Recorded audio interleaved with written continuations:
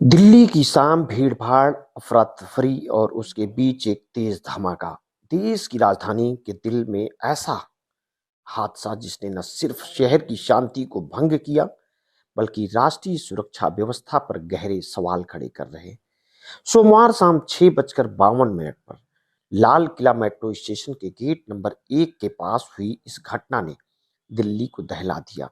चलते वाहन में हुए इस धमाके ने एक झटके में 12 लोगों की जान ले ली और कई घायल हो गए।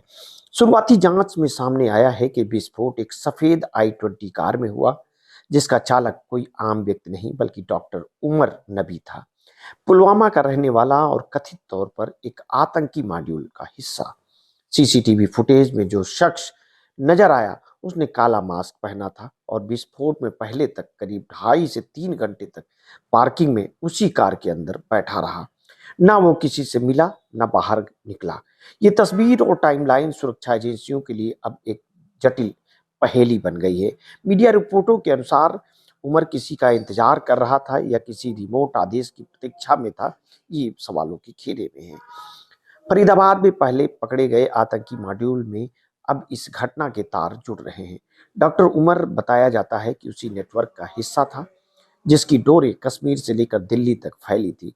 इसी बीच दिल्ली पुलिस ने यूएपीए के तहत केस दर्ज किया है और आत्मघाती हमले की आशंका पर भी जांच शुरू कर दी है। हालांकि घटनास्थल से आरडीएक्स के निशान नहीं मिले, जिससे जांच अब भी जटिल होती जा रही है। दिल्ली पुलिस के एक वरिष्ठ अधिकारी ने मीडिया से बातचीत में कहा है कि शवों पर काले निशान या छर्रे जैसी चोटें नहीं हैं, जो किसी पारंपरिक आईडी ब्लास्ट में होती हैं। एनएल एलएनजेपी अस्पताल के डॉक्टरों ने भी बताया है कि शरीर पर ऐसे किसी विस्फोटक प्रभाव के लक्षण नहीं मिले, जिसमें इस विस्फोट की प्रकृति पर भी संशय गहराता जा रहा है। क्या ये एक केमिकल या गैस ब्लास्ट था या किसी तरह का ड्रोन ट्रिगर्ड हमला? इसी बीच घटना के कुछ घंटों बाद प्रधानमंत्री नरेंद्र मोदी भूटान से बोले। उनके शब्दों में शोक भी था और दृढ़ता भी। उन्होंने कहा कि दिल्ली में हुई भयावह घटना ने पूरे देश को विचलित किया है। हमारी एजेंसियां साजिश की तह तक जाएंगी, दोषियों को बख्शा नहीं जाएगा। उसी दौरान गृह मंत्री ने आपात बैठक बुलाई और जांच के दायरे को फरीदाबाद से बढ़ाकर उत्तर प्रदेश तक फैलाया गया। यूपी एटीएस ने लखनऊ, सहारनपुर, शामली और मुजफ्फरनगर में छापेमारी की, जहां फरीदाबाद मॉड्यूल से जुड़े कुछ संदिग्धों को हिरासत में लिया गया है। जांच में एक और नाम उभर कर सामने आया है, डॉक्टर शाहीना का। ये वही महिला है जिसे फरीदाबाद से गिरफ्तार किया गया था और जो आतंकी संगठन जैश ए मोहम्मद की महिला विंग की प्रमुख बताई जा रही है। उसके पाकिस्तान से गहरे संबंध बताए जा रहे हैं।